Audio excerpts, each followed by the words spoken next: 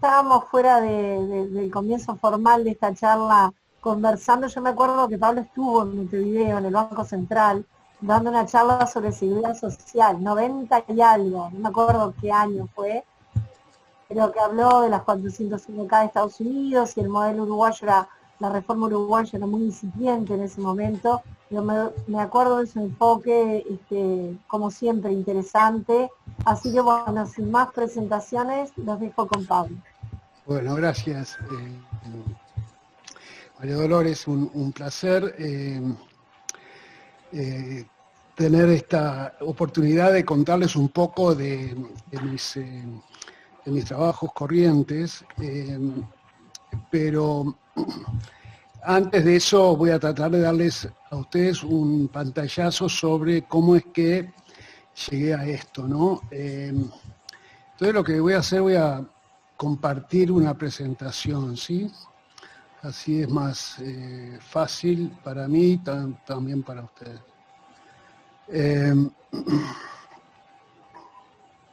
Ustedes deberían estar viendo ahora una presentación que va a estar, la presentación está escrita en inglés, dado que es un rejunte de algunas de mis presentaciones, pero las voy a dar obviamente en español. A ver, en mis investigaciones, en general, hay mucho de suerte, o muchas cosas son explicables por el azar. Yo estaba estudiando un máster en Israel, y el profesor Patenkin, que era mi profesor, me dice: ¿y usted no va a estudiar un doctorado? Digo, claro, ¿cómo no le va a decir que no? Le voy a decir, claro que sí, voy a estudiar un doctorado. ¿Y dónde quiere estudiar? Y yo le digo, bueno, quiero ir a Princeton, quiero ir a Harvard.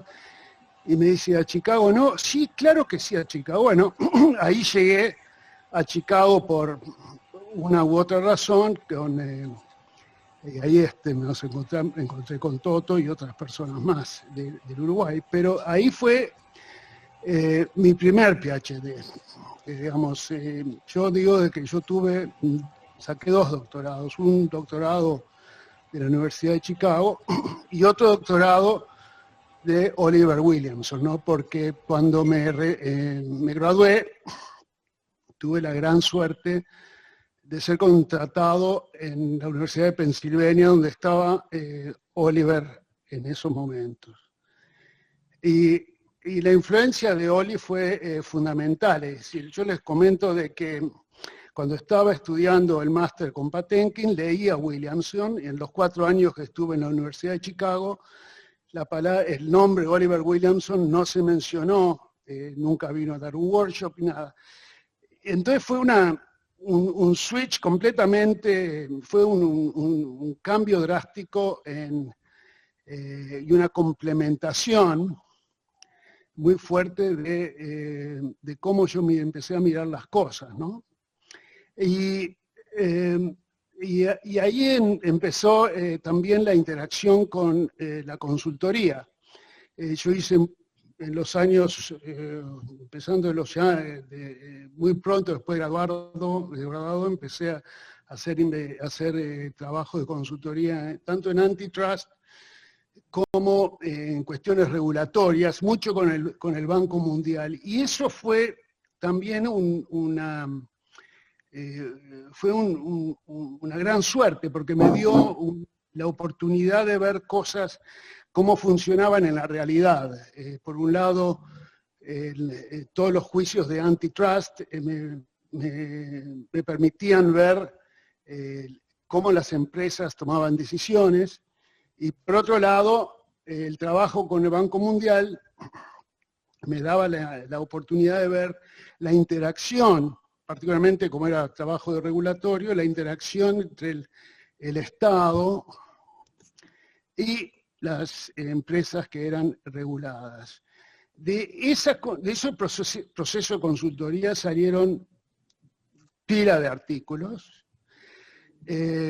pero también salió un enfoque ¿verdad? De ahí es que empecé a hablar del oportunismo gubernamental. El oportunismo gubernamental lo caracterizaba como el incentivo que tienen digamos, los políticos a prometer una cosa y después hacer otra. Entonces, de ahí viene el problema de que el contrato con una concesión, por ejemplo, le otorga un riesgo, le genera un riesgo muy fuerte, o una regulación, le genera un riesgo muy fuerte al operador de que las reglas cambien, que las reglas de juego cambien, y eso es algo que el operador no tiene capacidad de contestar.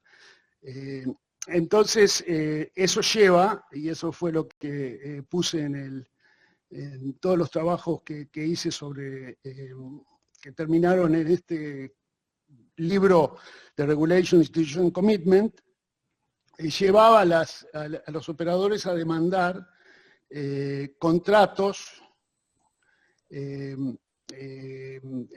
digamos, demandar que países que no tienen la capacidad de otorgar un entorno institucional que sea relativamente creíble, a demandar contratos para otorgar a su vez una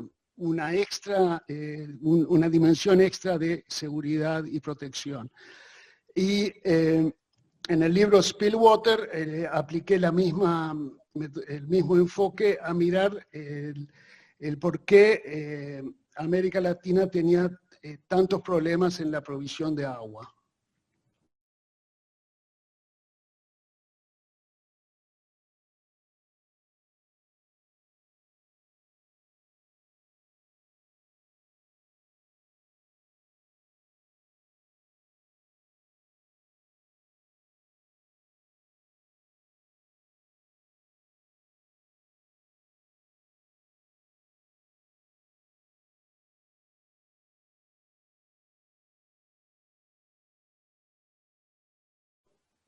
Por ahí, por los años 2000 y algo, la primera vez que la cristalicé fue precisamente en el periodo de Argentina, en que estaba en Argentina, en que estaba tratando de entender todas las renegociaciones que estaban que estaban pasando en Argentina a partir de la crisis financiera. Y entonces le voy a contar ahora un poquito más sobre mi enfoque, pero antes de ir a explicarles el enfoque que tengo sobre contratos públicos, es interesante ver que si bien hay muchísimos análisis de contratos públicos en la literatura, en general se toma el diseño de contratos públicos de una manera muy normativa. Cómo hacer que los contratos públicos limiten la corrupción, protejan los derechos de los ciudadanos, que sean transparentes. Es decir, todo esto es desde una visión normativa sin pensar bien en que los contratos públicos en última instancia son hechos por agentes públicos, ¿verdad? Mismo la teoría de la regulación, de La Font y Tirol, por ejemplo, que es teoría de agencia, si bien mira a contratos públicos desde una perspectiva positiva en cierta medida, no toma el contrato público como si fuese algo diferente de un contrato privado. Es decir, la única diferencia entre un contrato de procurement, de compra, digamos, de hacer una carretera, ¿verdad? La diferencia es que en vez de ser una empresa el que hace diseña la subasta para la carretera la hace un ente público, pero no se mira en esta teoría de la regulación, no se mira qué características diferentes tiene el agente público del agente privado. Eso por un lado. Entonces, una de las cosas que yo voy a hacer va a ser mirar a los contratos públicos, tomando en cuenta que el principal es esencialmente un político, y qué diferencias eso lleva. Otra cosa sobre los contratos públicos, o en general, de que hay muy poco análisis sobre características de contratos. Es decir, ¿qué es lo que, características de contratos, como ser la especificidad, la rigidez, qué métodos de solución, de conflicto, qué tipo de penalidades, etcétera? Hay muy poco análisis, y acá pongo algunos de los papers que tocan, y algunos de estos son teóricos, otros empíricos. Y una de las cosas que en mi investigación yo he contribuido es poner un poco más de detalle sobre las características externas de contratos públicos. No solamente el objetivo del precio o la eficiencia, sino mirar a las características. ¿Qué tanto énfasis se pone en arbitraje? ¿Qué tanto énfasis se pone en penalidades? El nivel de rigidez y especificidad. Entonces, el enfoque que yo tengo es mirar, el enfoque es fundamentalmente williamsoniano, que dice así: cuando uno mira a un contrato, lo que uno tiene que analizar fundamentalmente, perdón, ustedes no ven ¿ustedes ven mi presentación? Sí, la estamos viendo. Okay. Sí, perfecto, se ve muy bien. Porque recibí un email que tengo que, no un email, sino algo que tengo que share algo. Bueno, cuando el enfoque de Williamson sobre contratos es que las características de los contratos, de cada contrato, depende de los riesgos que viene a resolver. Es decir, los contratos, lo que hacen los contratos es, te otorgan una superestructura legal para manejar una transacción específica.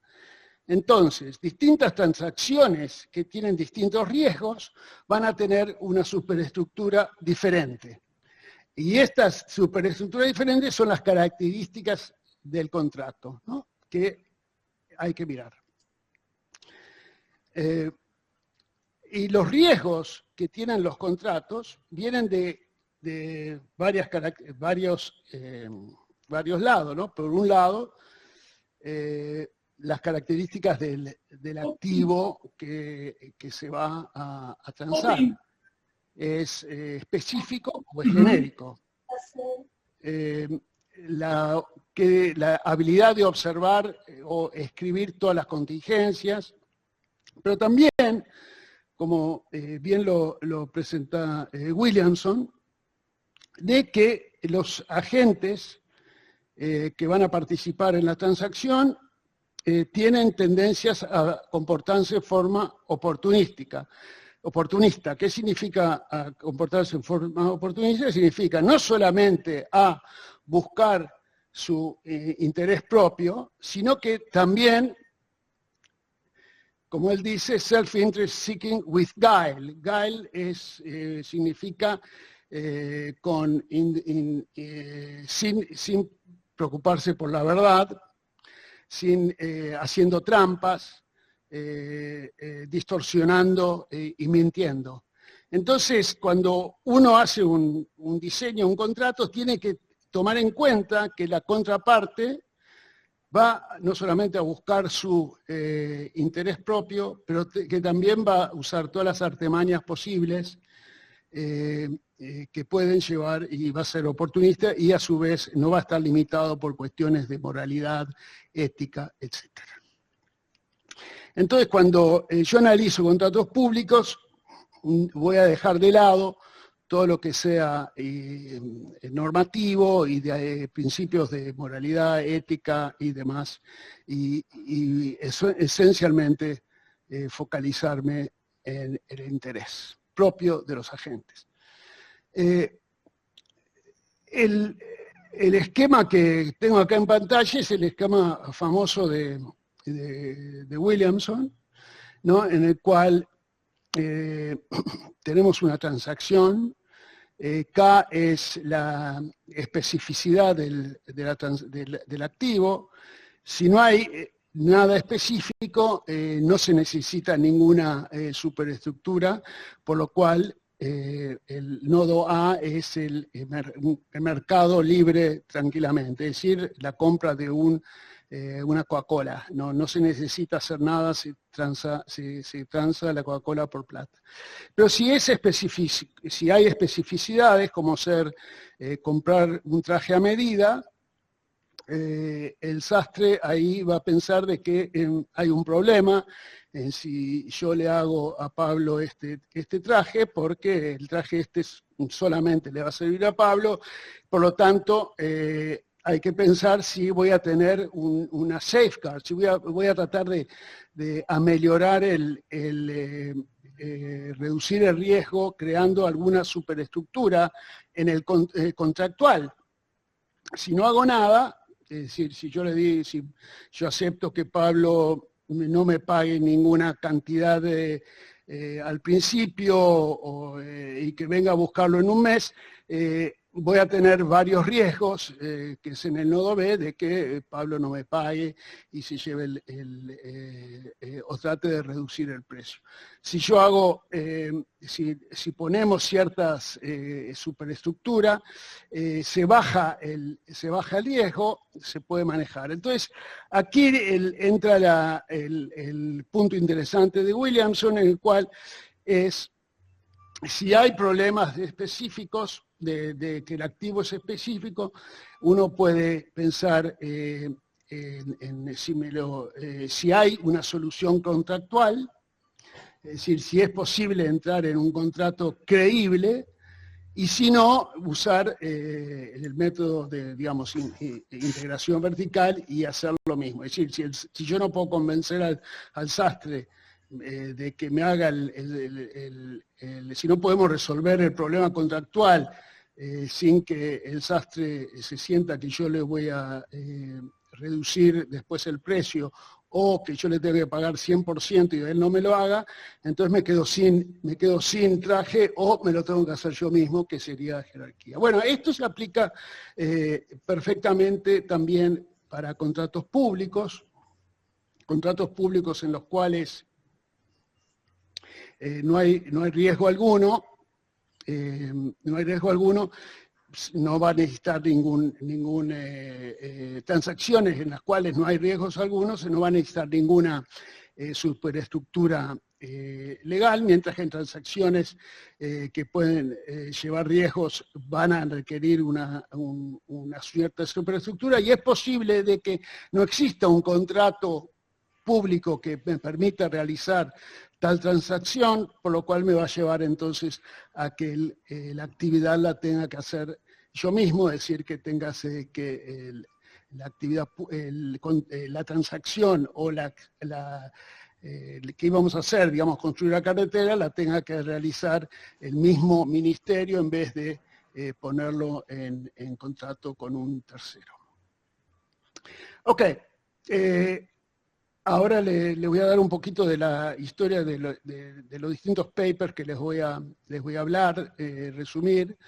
El primer paper lo presenté en una conferencia en el año 2008 en Nice, en honor de Williamson. Después se publicó en el año 2009. Después tuvo un par de papers con un estudiante, Marián Mozorro, argentino-polaco, que fue viceministro de Economía de Polonia, un chico muy joven, interesantísimo, y con él y otros jóvenes profesores del taller que creé en Berkeley y en París, de organizaciones, de la economía de la organización, como ser Jean Beuve y Stéphane Saucier, escribimos una serie de papers tratando de desarrollar la parte empírica. Bueno, si miramos a los contratos públicos, ¿cómo es que en general son percibidos? Y los contratos públicos en última instancia no son percibidos como muy eficientes, quote-unquote, de baja calidad, siempre son caros, hay problemas de corrupción, red tape, mucha política, complicados, etcétera, etcétera, y rígidos. Y la rigidez va a ser el punto del que voy a hablar y tratar de explicar por qué los contratos públicos son más rígidos que los contratos privados, sin tomar en consideración en absoluto cuestiones normativas y de bienestar social. Y de democracia, digamos, para nada de normativos. En la literatura, muchos han mirado a la diferencia entre en contratos de precio fijo y de cost plus. ¿Okay? Pero todos estos análisis que miran algunos de problemas de transacción, el costo de transacción, en especificar mucho los contratos, problemas de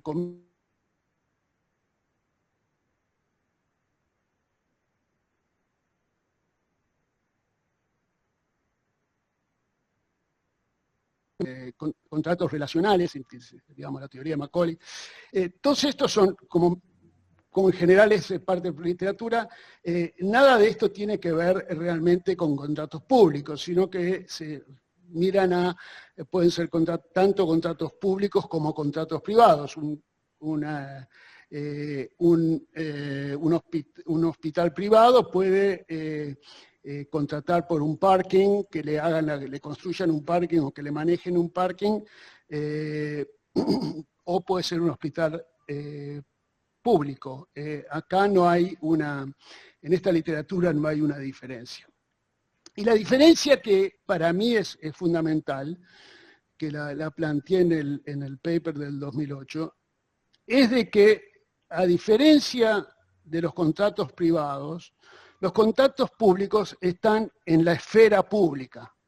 ¿Qué significa eso? De que naturalmente los contratos públicos van a ser supervisados por terceras personas. Esas terceras personas pueden ser otros agentes públicos, el público en general que demanda información sobre cómo es que la plata de ellos es usada por el Estado o la municipalidad o una agencia pública para realizar una cierta transacción. Entonces, para poder entender las características que diferencian a los contratos públicos de contratos privados, uno tiene que introducir naturalmente la política.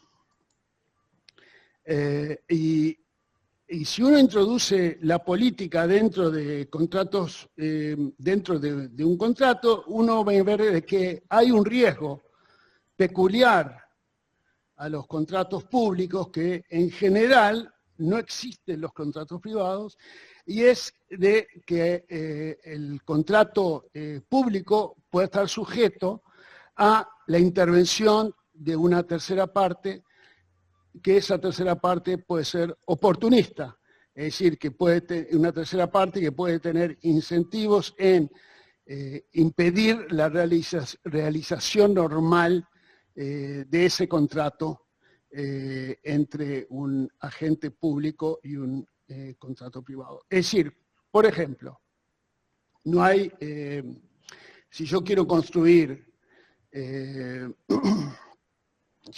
quiero construir un edificio como entidad privada,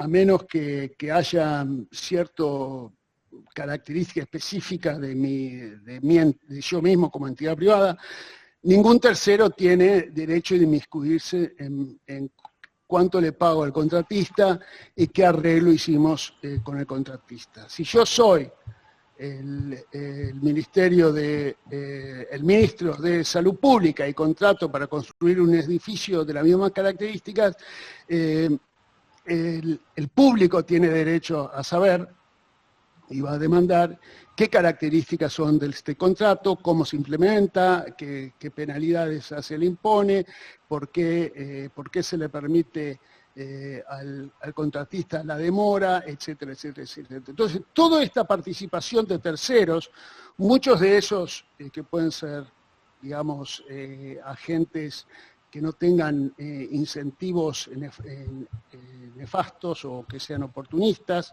pero otros sí son oportunistas, puesto que pueden tener incentivos a reemplazar al agente privado, a terminar este contrato y reemplazar con otro, etc.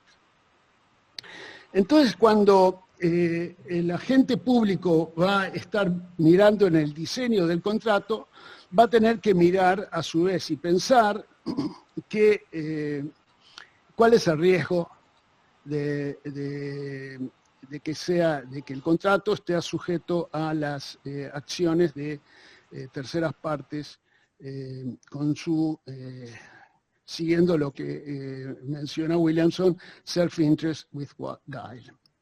Y ahí es donde entra qué tan contestable o qué tan competitivo es el entorno político. Un entorno político muy competitivo le va a limitar sustancialmente la capacidad de acción al agente público, mientras que un entorno político no muy competitivo no le debería afectar demasiado. En última instancia, si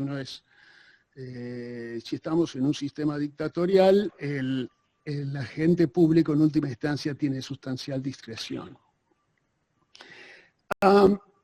Ok, entonces les voy a presentar primero un poco el marco teórico, algunas implicancias sencillas empíricas, después darle la evidencia empírica que hemos estado acumulando. Este es empecemos con el marco teórico. Ahora tenemos un potencial contrato, una cierta transacción entre el agente público y un contratista. Como mencioné, los votantes, el público en general son en última instancia los que pueden afectar, hacer la vida difícil a este oficial, a este agente público, lo pueden reemplazar, ¿verdad? Quitar el apoyo político, puede ir a la prisión en última instancia por otras cosas, pero le puede quitar el apoyo político y el agente público tiene que prestar atención a eso, perdón. Aparte de los votantes, hay los que mencioné, los terceras partes oportunistas. Estas terceras partes están interesadas en fundamentalmente romper el contrato o utilizar características del contrato para afectar cómo los votantes o las cortes se relacionan con el agente público. Estos pueden ser oponentes políticos, otros contratistas que perdieron el contrato, grupos de interés, ¿verdad? Que están interesados en posiblemente reemplazar al agente público. En última instancia, lo que llamamos anti-arbitrators, es decir, que realmente no están interesados en la ejecución eficiente del contrato. Ahora bien, para limitar la habilidad de los terceros, de las terceras partes, el agente público puede introducir rigideces procedurales que limiten tanto los incentivos de las terceras partes a challenge, a contestar el contrato, como a su vez quite o limite la habilidad que puedan tener las terceras partes oportunistas a generar descontento social respecto al contrato que pueda llevar a la remoción del agente público. Ok. Entonces, yo voy a diseñar lo que voy a hablar ahora va a ser desde la perspectiva del agente público presentado en forma muy genérica. Va a ser puede ser digamos, el ministro, pero es como pongo en una persona la entidad del Estado. Voy a mirar a un contrato simple para un bien estándar, un bien o servicio estándar, para eliminar todo lo que sea activos específicos que puedan llevar a introducir el problema de oportunismo gubernamental. Si yo trato de eliminar el concepto de oportunismo gubernamental aquí. Vamos a tener 4 agentes: el agente público incumbente, que está en el gobierno, un contratista privado, terceras partes, que como mencioné, quienes pueden ser políticas oponentes y demás, y después el público que serían votantes o cortes, si las cortes pueden ser las que determinen que el contrato es ilegal, digamos. El marco teórico está compuesto de 3 periodos. En el primer periodo, el agente recibe un cierto presupuesto para poder realizar la obra y percibe el riesgo de los terceros oportunistas. Esa percepción de riesgo se basa en la naturaleza del entorno político, como a su vez del tamaño del proyecto. Y elige un nivel de rigidez. Y acá sintetizo todo el riesgo digamos, en la rigidez. Todas las características del contrato la sintetizo en una, que sería rigidez. El contratista observa la rigidez seleccionada por el agente público y tiene que determinar cuál es su precio mínimo para realizar esta obra particular. Ahora, rigidez implica costos para el agente, porque sabe que va a haber mucha menos adaptación. Entonces, por ejemplo, volviendo al ejemplo del construir un parking, ¿verdad? Si yo hago el parking para una empresa privada y yo tengo una relación de largo plazo con esa empresa privada que le construyo parkings en muchos hospitales, probablemente si me demoro 5 días, no me ponga la penalidad, no me implemente una penalidad si tengo una excusa por qué. Pero si yo soy el ministro de Salud Pública y el contratista me termina el hospital 5 días más tarde, yo no le puedo no implementar la penalidad, mismo si yo sé que no fue culpa de él, fue culpa de que llovió o que algún otro tercero creó un problema. Pero si yo no le pongo la penalidad, yo voy a tener que pagar el costo político de explicar por qué no le puse la penalidad. Ergo, el contratista va a saber de que cuanto más rígido es, mayores van a ser las posibles penalidades, menos la capacidad de adaptación, etcétera, etcétera. Por lo tanto, su precio mínimo va a ser mayor. Por otro lado, las terceras partes miran el beneficio y el costo de realizar un challenge, el desafío, ¿verdad?, al contrato. Los beneficios son de si puede o no el desafío ser exitoso. Eso depende en principio, de qué tan le puede convencer al público de que la implementación del contrato ha sido corrupta, mismo que no lo haya sido, pero como es imposible probar de que no hay corrupción, y estos, no se olviden que las terceras partes, como todos, van a buscar sus intereses propios sin problemas éticos, sin pensar en la ética o la moral.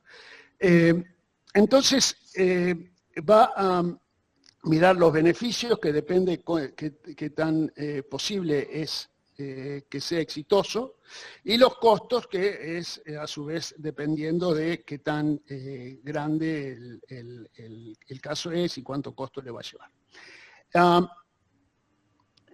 Y obviamente el nivel de rigidez va a afectar su incentivo. Cuanto más rígido, más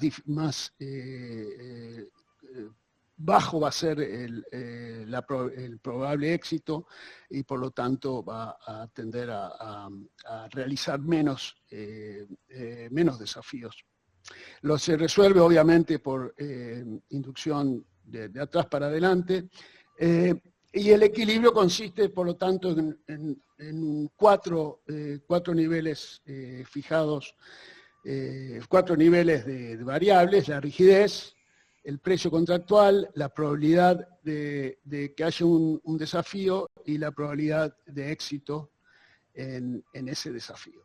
Y lo lindo de este marco conceptual es que se puede resolver todo con unas pequeñas curvas. Estas curvas se pueden procesar así. La curva de punteada relaciona los costos del contratista a la rigidez. Cuanto más rígido, mayores son los costos del contratista.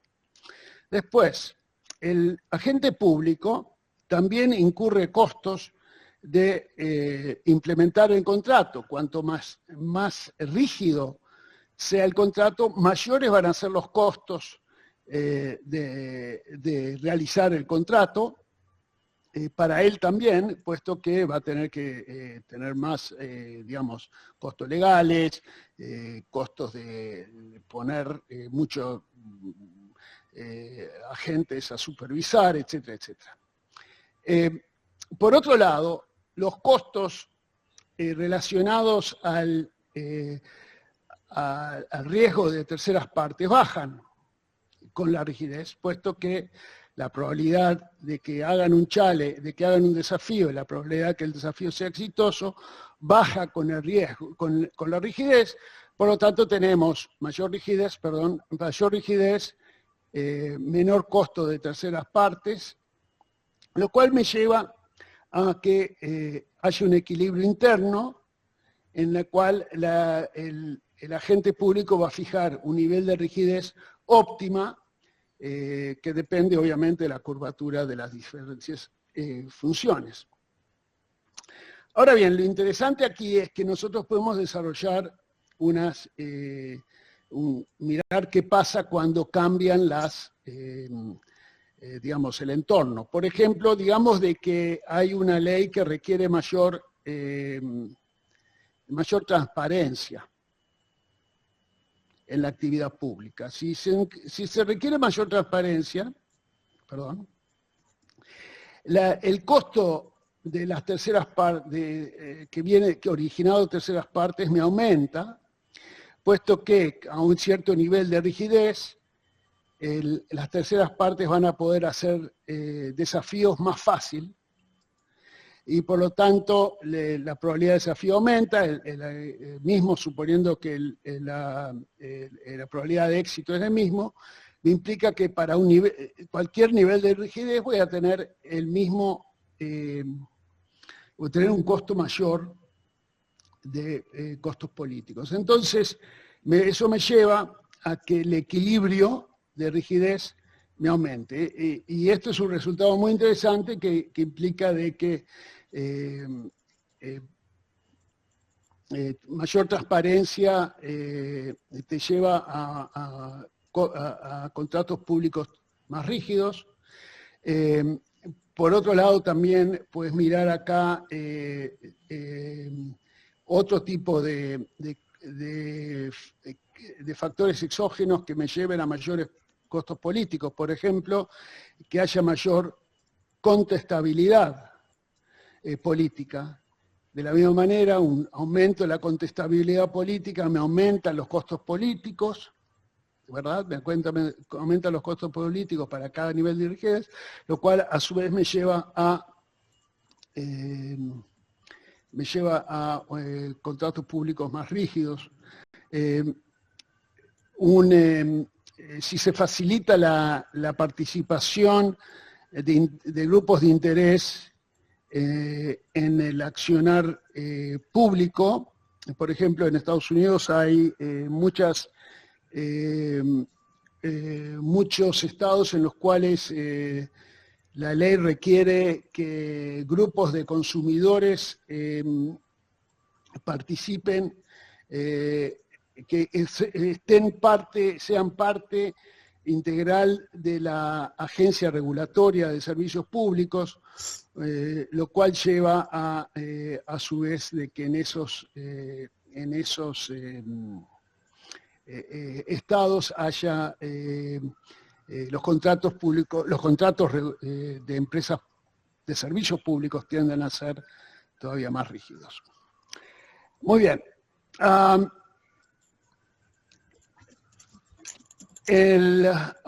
Entonces, el punto fundamental del paper con Mozorro es de que el riesgo principal que diferencia las transacciones a los contratos públicos y contratos privados son los desafíos de terceras partes oportunistas, y que eso te lleva a que los contratos se adapten al riesgo político siendo más rígidos. Esa rigidez te lleva a mayores costos que obviamente los paga el público en general. Entonces, esto, muy bien, este es el resultado principal conceptual de este trabajo.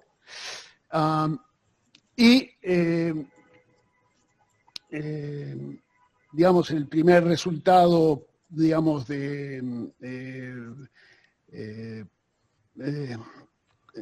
digamos, la primera hipótesis sería de que la rigidez de los contratos aumenta con la contestabilidad política.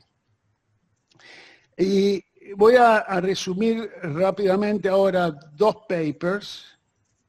Un paper que escribí con Mozorro y Stolz sobre la rigidez de los contratos públicos, es empírico, y un paper que mencioné de mis tres colegas jóvenes, que tomando el marco del Rigidity of Public Contracts lo aplicaron a contratos de parking en Francia, y es sumamente interesante, un artículo buenísimo. Bueno, muy bien. Entonces, en este trabajo que les voy a hablar ahora, la pregunta es si los contratos públicos son más rígidos o no. Y en lo que tiene que ver con rigideces, nosotros miramos a dos características. Una característica es el tamaño del contrato, por tamaño, digamos, la longitud, cuántas páginas, cuántas palabras tienen los contratos públicos diferentes de los contratos privados. Eso por un lado. Y por otro lado, fijamos en rigideces. Si hay diferencia en la manera en que los contratos públicos recurren a arbitraje, certificación, evaluación, litigios, penalidades, terminación, diseño, etcétera, si hay diferencia entre ellos. La hipótesis es de que los contratos públicos son más largos y recurren a mayores usos de una superestructura legal rígida. A su vez, dado que los contratos son rígidos, te va a llevar a más revisiones contractuales, que en la práctica privada, las empresas privadas se las arreglan desviándose de los contratos siempre y cuando haya haya expectativa de continuar trabajando juntos futuros sin necesidad de cambiar el contrato. El contrato es más flexible y no hay necesidad de hacer revisiones formales. Eso no se da tanto en los contratos públicos, por lo cual shocks externos te llevan a que haya que hacer revisiones contractuales formales. Entonces, para este paper nosotros lo que hicimos fue sacamos de la Security and Exchange Commission todos los 10Ks, que son formularios que empresas públicas tienen que transan en la bolsa tienen que otorgarle anualmente o semianualmente al Estado, a la SEC. Y dentro del 10K miramos al Exhibit 10, que son los contratos. Estas empresas tienen que otorgar todos los contratos que sean materiales. Lo cual, que es material, no está claro, pero todo contrato relevante tienen que introducirlo. Entonces lo que hicimos fue, como teníamos más de 200.000 contratos, desarrollamos una metodología para tomar los PDFs, transformarlos en texto leíble. Usamos software que permite leer y buscar palabras, desarrollar nosotros les llamamos diccionarios, para poner palabras dentro de grupos. A su vez identificamos las empresas por las características, ciertos códigos que usa la SEC, la mezclamos con información de los SICs, que son las Industrial Classification, y mezclamos con características financieras de Compustat. Y todo eso lo que hicimos fue, tomamos estos 207.000 contratos, que tomaban 14.000 empresas, y definimos el tamaño, la longitud del contrato por la cantidad de palabras the, and of, ¿verdad? El, y de, que es una medida lingüística abstracta sobre palabras que se usan de forma normal y se puede determinar como usamos el promedio geométrico de eso.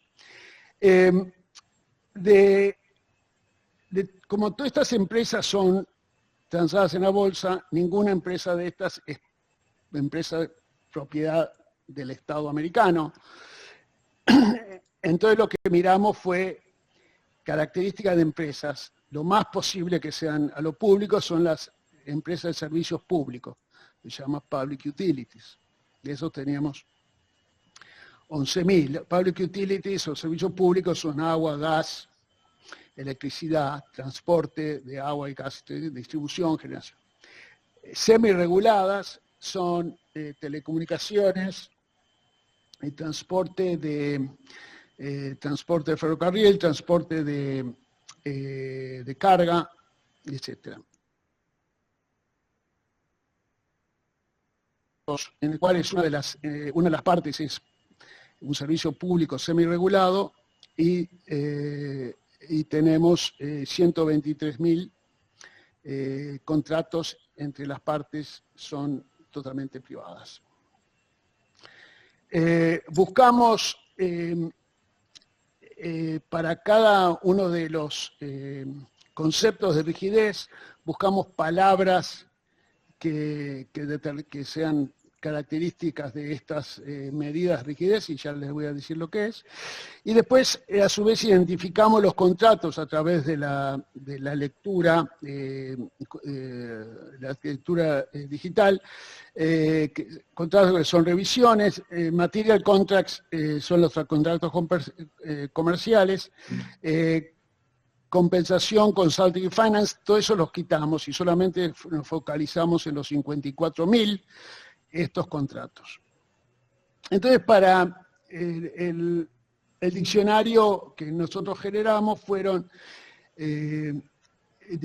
para el diccionario de rigidez, buscando palabras, por ejemplo, para arbitration, buscamos arbitration, conciliation, settlement, whereas, para certification, certification regulation, etc. Entonces creamos para cada palabra, para cada concepto de rigidez, creamos la proporción de las palabras rígidas de esa característica, digamos, palabras de arbitration, dentro de el tamaño del contrato. Y lo que vamos a hacer lo que hicimos fue regresar el tamaño, que está expresado en logaritmos naturales, y la rigidez, en contra características de la empresa, ¿no? Entonces, lo que ven en esta filmina es de que las empresas de servicios públicos, los contratos sus contratos son significativamente más largos, un 30% a más de 100%, una vez que tomamos en consideración la industria en la que están, con introducir un DAME por SIC code, es casi 100% o 60%. Es decir, los contratos de empresas, o los contratos de empresas de servicio público son significativamente más largos que los contratos de empresas privadas normales y corrientes. También miramos a través de qué niveles de rigideces tienen, y lo que vemos es que tienen 30% más, recurren a arbitraje 30% más, cuestiones de evaluación, de litigio, de penalidades, mucho más de que de las empresas, contratos entre empresas privadas, ¿sí? Muy bien.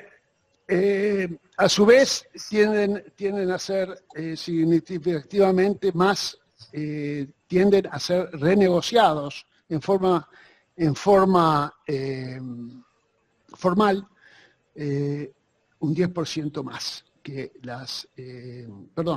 Logic Regression acá, un 50% más que los contratos entre privados. Ok, entonces, en este primer trabajo mostramos de que los contratos públicos son más rígidos, pero tiene un problema de que los contratos, digamos, la parte que llamamos pública es una empresa sujeta a regulación. En el próximo paper les vamos a mostrar de que eso se aplica perfectamente igual a contratos en que la parte es una entidad pública no regulada, no necesariamente una entidad regulada. Pero antes de eso, miremos un poco el impacto de la política. Como mencioné, si la oposición es fuerte, si el mercado político es contestable, el agente público va a tener mayor riesgo de que su contrato va a ser challenge por una tercera parte. Entonces, aquí lo que miramos es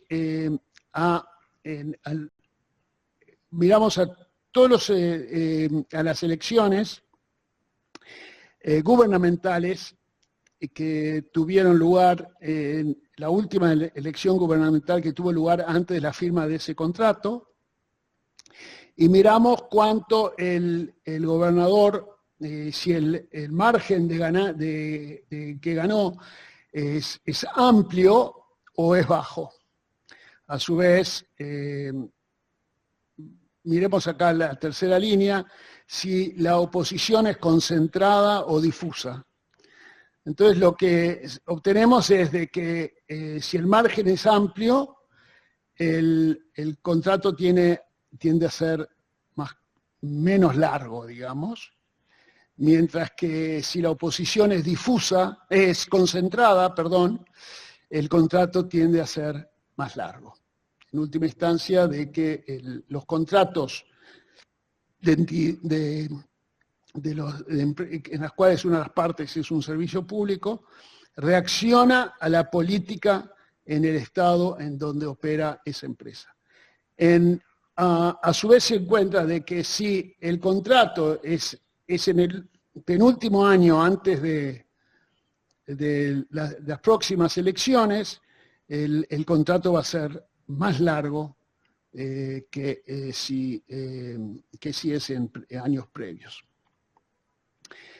Entonces, esto muestra de que usando la información de la Security Exchange Commission, la hipótesis fundamentales de mirar a contratos públicos desde la perspectiva de política, funciona bastante bien. Miremos entonces a este paper de Bev Mosor y Saucier, en el cual tomaron el enfoque que mencioné, pero lo aplican a parkings, a la construcción y operación de parkings, en el cual los datos provienen de una empresa contratista que contrata con municipios y con empresas privadas. Entonces tenemos 279 contratos en los cuales se puede hacer una comparación perfecta entre un contrato con una municipalidad o un contrato con una compañía privada. Y a su vez se le aplica se le mira las cuestiones políticas en el municipio en el que estaba.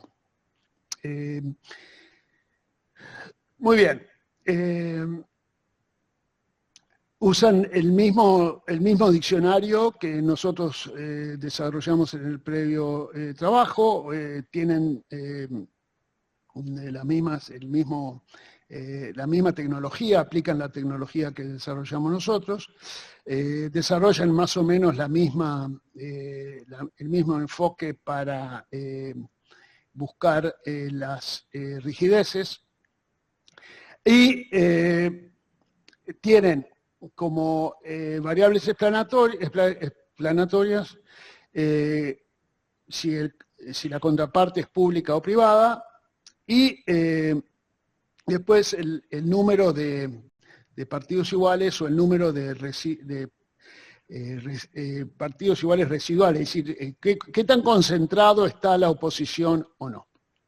Y también si el margen es pequeño o no. Y tienen varias otras variables control, y se encuentra que los contratos públicos, digamos, contratos con empresas públicas, son sustancialmente más rígidos que contratos con empresas privadas. Es decir, el contrato de construcción o operación de un parking, cuando es una entidad pública la que organiza compra otorga el contrato significativamente y más rígido. Tiene más recursos, recurre más a, como en el caso de las empresas de servicio público que hablamos antes, recurren más a arbitraje, más a penalidades, más a litigio, más a contingencias, etc. Y a su vez, están significativamente afectadas por la política. Por ejemplo, si la oposición es concentrada, por lo tanto el riesgo político es mayor, te lleva a que la rigidez sea mayor. Si el margen en que ganó las últimas elecciones es menor, la rigidez a su vez va a ser mayor. Entonces obtiene el mismo resultado que obtuvimos en el previo paper anterior. Pero tiene un experimento natural que fue la introducción de la ley Sapin en mitad del periodo de análisis. La ley Sapin requirió que las municipalidades sean más transparentes en la contratación, es decir, que tienen que otorgar más visibilidad a lo que hacen. Y como les mencioné, en el marco teórico, un aumento de la transparencia lleva a un aumento en la rigidez. Y esto se ve en esta regresión en la cual los autores muestran de que la aparición de la ley Sapin lleva a que cuando el entorno es políticamente competitivo, en municipalidades en las cuales el entorno es políticamente competitivo, los contratos públicos son más rígidos post-ley Sapin que pre-ley Sapin. En resumen, el enfoque nuestro de mirar a los contratos públicos como sujetos a riesgo de terceras partes es útil para entender de dónde proviene la rigidez de los contratos públicos y a su vez para entender también por qué son más renegociados y cómo la política influencia precisamente en el diseño de estos contratos públicos. Hoy en día estoy aplicando este enfoque a un par de proyectos. Hemos colectado todos los bonos municipales emitidos por 416 municipalidades en Estados Unidos y estamos mirando en qué medida la política afecta el tipo de bonos que se emiten. Las municipalidades pueden en general emitir dos tipos de bonos que son, como se llaman en inglés, general obligation, es decir, de que están, están garantizados por la ciudad, por la municipalidad en general, mientras que otro tipo de bonos son los revenue bonds, que son dirigidos a un proyecto específico, por ejemplo, para invertir en una carretera y se paga por los ingresos que vienen de la carretera. Estos últimos bonos son más riesgosos para el público, por lo cual conllevan un interés más alto, y lo que hemos encontrado hasta ahora es de que va en contra de lo que uno podría esperar, de que cuanto mayor el riesgo político tiene el agente político, más tendencia tiene a emitir bonos de revenue bonds que conllevan un mayor interés, pero que el uso es muy específico y se puede ver para qué se usa la plata. De vuelta, se exporta el riesgo político al público en general a través del pago de mayores costos. Estamos mirando también, usando la data de Parkins, estamos mirando la renegociación de estos contratos de los cuales les hablé un momento antes, tratando de ver si la renegociación a su vez es afectada por cuestiones políticas, que es lo que esperaría. Bueno, esto es todo lo que tengo para, digamos, para comentarles sobre este proyecto de contratos públicos. Bueno, muchas gracias, Pablo. Ojalá que haya habido entre la audiencia gente del gobierno, tanto nacional como municipal, y a los participantes les decimos que pueden hacer sus preguntas a viva voz o a través del chat. Como todavía no hay ninguna pregunta, yo me permito hacer la primera. Da la sensación que aquí hay como un trade-off, ¿no? Entre más transparencia, a la vez pagar más precio. ¿Cuál es el punto de equilibrio de eso? Porque sobre todo en estos países latinoamericanos que siempre todo está... Uruguay no tanto, porque no hay denuncias de corrupción tan marcadas como en otros países, pero ¿cuál es el punto de equilibrio entre más transparencia, a la vez no terminar pagando mucho más, ¿no? Desde el punto de vista del gobierno. Bueno, es que el modelo, digamos, a ver, mi enfoque, yo no tengo una prescripción normativa, es decir, el enfoque es muy positivo. Este enfoque te dice que si por razones exógenas ustedes quieren mayor transparencia, lo que vas a ver es de que se va a dar mayores rigidez. Hay... Marian tiene un ejemplo perfecto en el momento que Polonia entró en la Unión Europea, instantáneamente la proporción de contratos hechos en precio fijo aumentó dramáticamente, ¿sí? Es decir, cuanto mayor transparencia, mayor rigidez. Que no necesariamente los contratos de precios fijos son necesariamente mejores, puesto que te llevan a otros tipos de problemas, ¿verdad? Te llevan a renegociaciones sobre costos, etc. Es decir, en última instancia,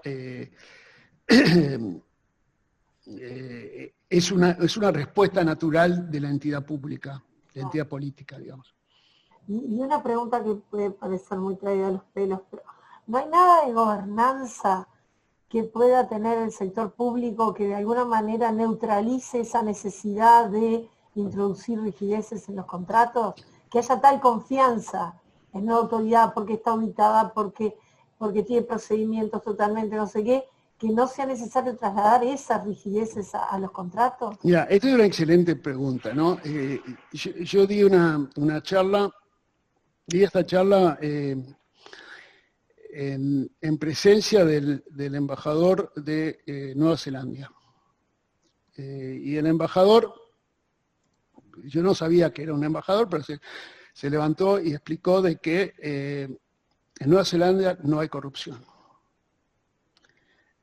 Por lo cual, esto no podría aplicarse en Nueva Zelanda, puesto que, dado que no existe corrupción, ¿por qué es que se va a tener que uno pensar de que lo pueden remover por cuestiones de corrupción? Y la respuesta mía fue obvia, obviamente, de que dudo que pueda ser así. A ver, dudo que pueda ser, porque si no hay corrupción, el incentivo de cada uno de los agentes públicos es ser corrupto, puesto que si no hay corrupción y por lo tanto la probabilidad de que me supervisen es cero, ergo no va a haber, no hay nada que me impida a mí, como ser humano, ¿verdad? De acuerdo a las características de Williamson, de ser corrupto. Por lo tanto, no es un equilibrio, en última instancia, la cero corrupción no es un equilibrio. De la misma manera que no es un equilibrio que todos paguen los impuestos, y de que nadie trate de pagar menos de lo que corresponde. Es decir, no es compatible con la naturaleza humana y tampoco es compatible con los incentivos que eso te llevaría. hay un par de preguntas. María Dolores, ¿puedo hacer Ocho quiere hacer una pregunta a viva voz. ¿Quién? Ocho Dara. Bueno, Pablo, muy interesante tu presentación. Mientras la hacías, yo me di cuenta que en Uruguay hay un tipo de contrato, el contrato de concesión de una zona franca, que tiene complejidades para el poder público y para quien aspira a ser concesionario de una zona franca o usuario en una zona franca. La complejidad para el usuario es la siguiente. El momento en que toma la decisión de instalarse, se le ofrecen las facilidades que contiene el régimen. Pero su actividad se va a desarrollar en un plazo naturalmente largo, a veces décadas, y siempre existe la posibilidad de que un tercero oportunista, que podría ser la próxima legislatura o la siguiente,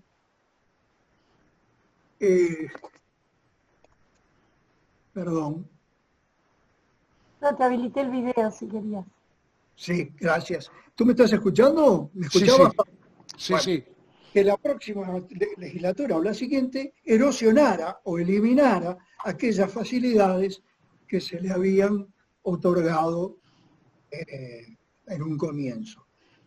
Para evitar eso, para darle confort, tranquilidad a quien quiere convertirse en usuario de una zona franca, la legislación tiene embebida en su seno una rigidez que elimina que esos posibles terceros oportunistas actúen. Y la rigidez es la siguiente. Los impuestos que ya existen o aquellos que vayan a crearse no serán aplicables a los usuarios de las zonas francas durante el periodo de su contrato. Y eso es, como podríamos decir, una manera de descargar algunos costos de la incertidumbre respecto de qué haría la legislatura dentro de 5, 10 o 15 años, y en este caso es el otorgante de la concesión, que es el Poder Ejecutivo, que,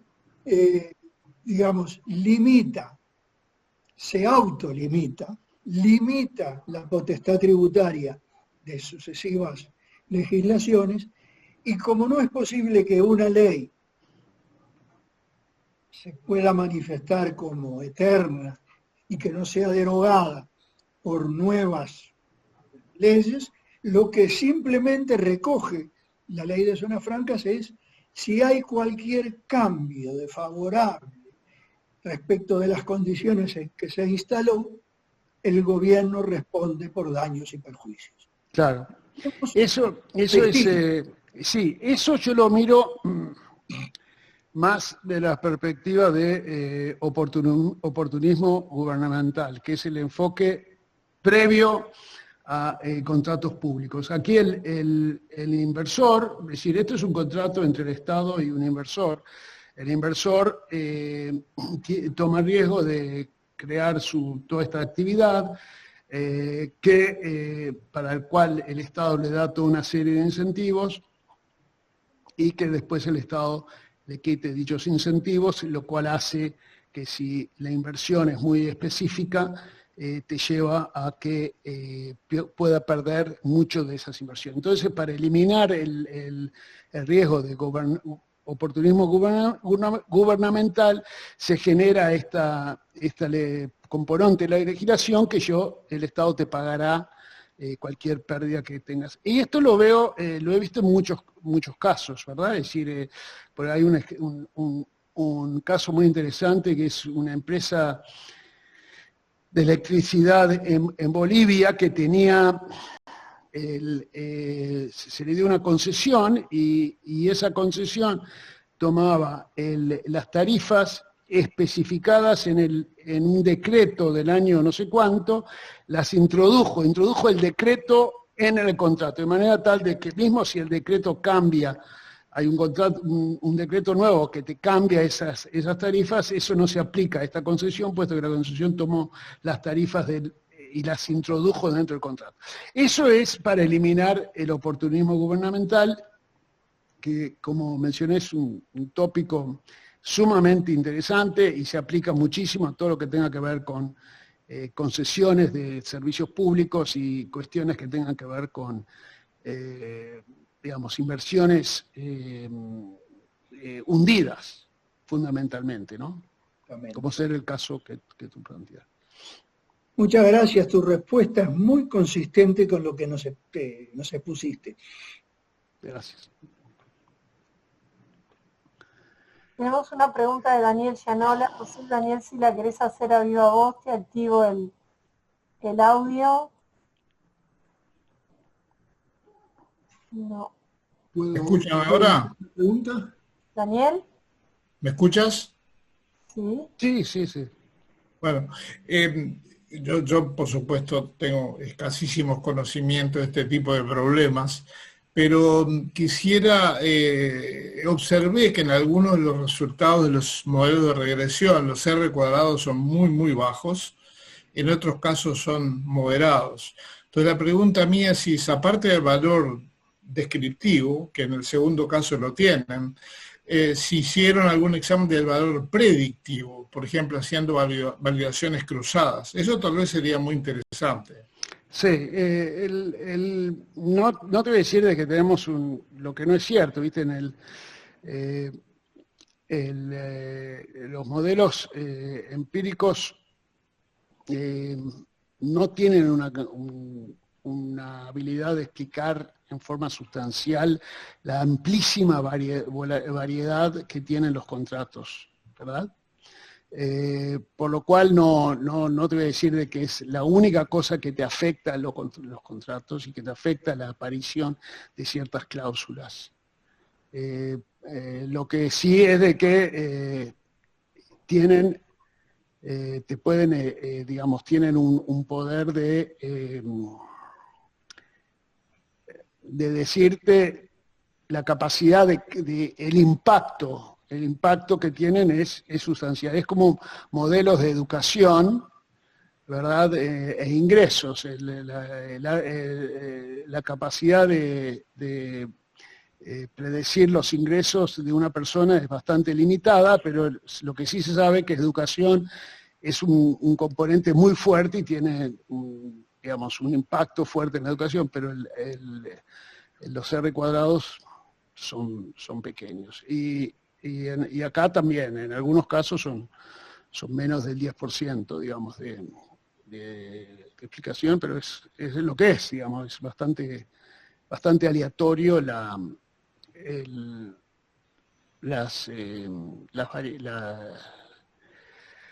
características de los contratos, ¿no?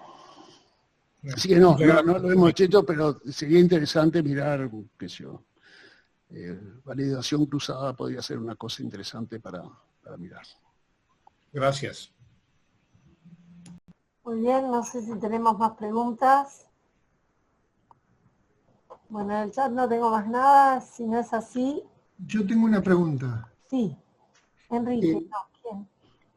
Es Edgardo Favaro. Ah. La pregunta es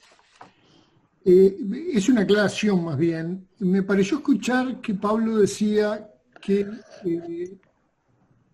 los contratos públicos son más renegociados que los contratos privados, y eso no me suena para nada. Es más, me parece que uno de los problemas es que los contratos que firma el sector público los hace con un grado de detalle enorme, porque la posibilidad de renegociar es mucho menor que la que tiene un privado. Okay. Pero eso quisiera... Acá la intuición es correcta, pero te olvidaste de la palabra formal. ¿Ok? La intuición es perfectamente correcta, pero la palabra formal es lo que hace esto. Es decir, cuando tú tenés un contrato privado, por ejemplo, un alquiler, tú alquilás la casa, ¿sí? La persona no te paga en el día, ¿verdad? No te paga en el día. ¿Tú le impones el interés? No. No. No.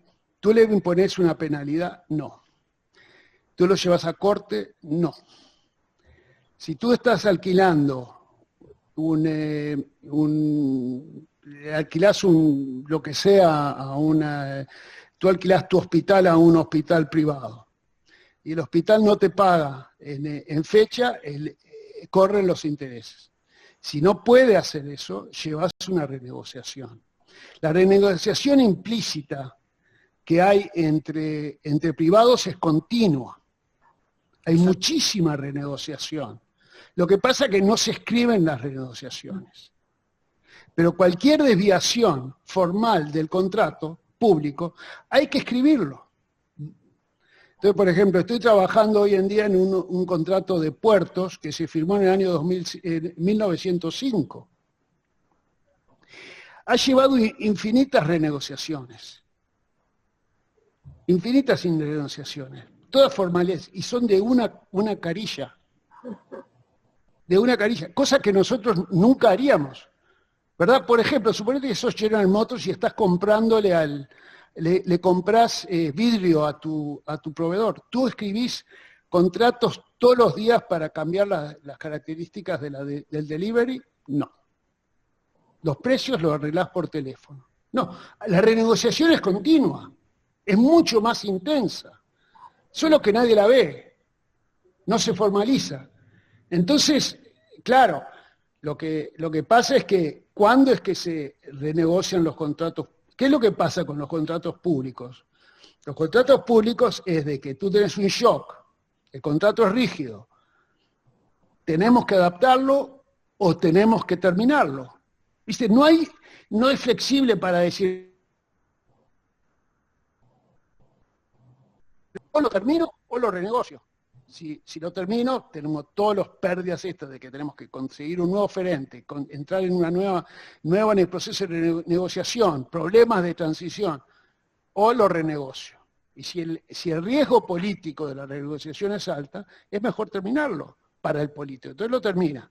Entonces, si tú mirás lo que pasó en Argentina, en la cual se cancelaron todos estos contratos por la imposibilidad de renegociar, debido al costo político que tenía la renegociación. Fue un desastre lo que pasó, y en el cual tuvieron que cambiar de proveedor, ¿viste? La imposibilidad de lograr un éxito en la renegociación, debido a que era un contrato público, llevó a costos altísimos.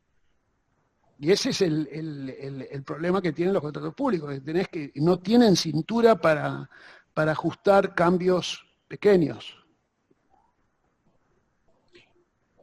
¿Qué dirección es más probable que tomen los contratos públicos como resultado de estas limitaciones? Yo te digo una que veo en Uruguay, por ejemplo, la Corporación Vial, ¿no? Que es un engendro que se creó en el final del gobierno de Jorge Valle para pasar por el costado del acuerdo que había con el fondo, ¿no? Se creó como una PPP, ¿no? Pero después se convirtió en el ejecutor de todo el programa de infraestructura del Ministerio de Transporte y Obras Públicas. ¿Por qué? Porque de esa forma se pueden saltear al Tribunal de Cuentas y todas las limitaciones que existen. Entonces, esa solución tampoco me parece la más ajustada para recomendarla. Bueno, pero se salta al Tribunal de Cuentas, pero no se salta todo. Se salta absolutamente todo. No, el Parlamento de seguro que puede exigir una revisión de cómo fue el Parlamento, puede llamar a cuenta a tal agencia que venga y presente qué es lo que pasó acá, por qué que tal contrato tuvo este problema, por qué es que hubo sobrecostos acá, por qué ¿por qué no se aplicaran cuáles penalidades? Es decir, todo lo que hace la agencia esta es en última instancia accesible por parte del público. Es decir, no irá, el Tribunal de Cuentas no tendrá el poder legal de exigir que haga un informe, pero, digamos, si el Parlamento quiere un informe, es mejor que lo presente. Bueno, I beg to differ, que esa ha sido Pues qué, sí. la práctica, pero dejo a otros que hagan preguntas.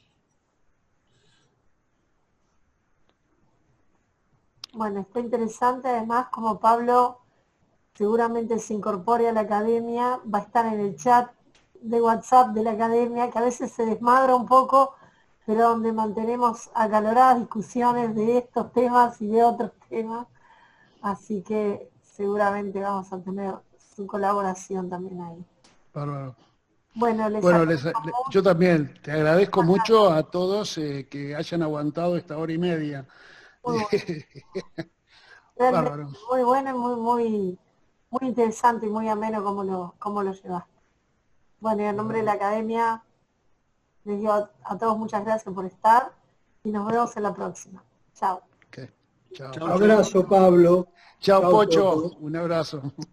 Todo. Chao, gracias. Todo. Chao, Tommy. Chao. Chao, Roger.